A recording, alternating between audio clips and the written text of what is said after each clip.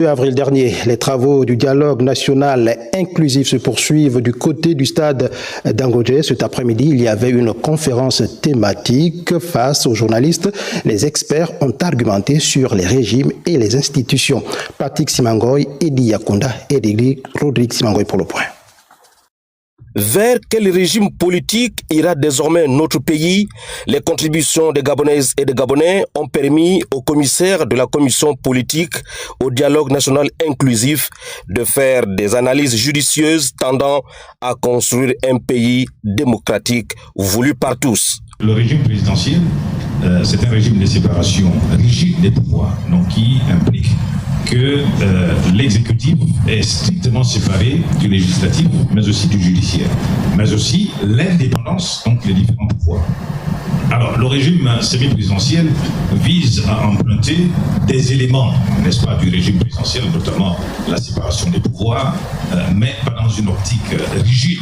C'est pour cette raison qu'il y a aussi l'emprunt de certains éléments du régime parlementaire qui permet donc d'associer les différents éléments de ces deux types de régimes. Une préférence vers le régime présidentiel semble se dégager, mais rien n'est encore fait. Concernant les institutions mises en place depuis les années 90, faut-il supprimer certaines d'entre elles pour réduire le train de vie de l'État et contribuer à la vitalité politique? Les experts tentent d'y répondre. Le coup d'État, c'est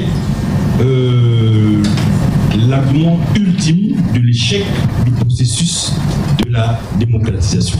Et donc, on peut dire aujourd'hui que nous avons dépensé beaucoup d'argent pour assurer la démocratie et que en fait ça n'a jamais fonctionné. Donc ça a été une dépense, j'ai envie de dire, inutile.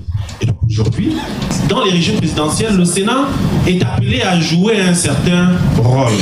Donc il revient au commissaire à la fois de tenir compte de la volonté populaire d'avoir un régime présidentiel, mais aussi de la volonté de voir le Sénat faire partie des institutions à supprimer, de voir comment est-ce qu'il faut concilier ces volontés parfois divergentes. Et donc c'est la lourde mission qui est également réservée au commissaire.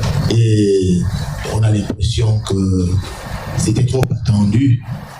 Ils attendaient cela, avoir le moment de se parler entre eux et de décider ensemble un idéal qui nous soit commun.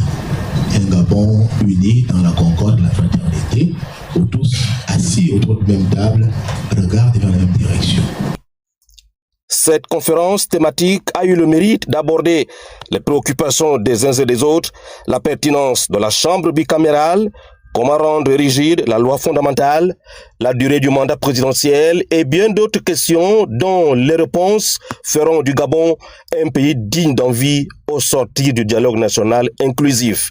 Les travaux se poursuivront lundi 15 avril 2024.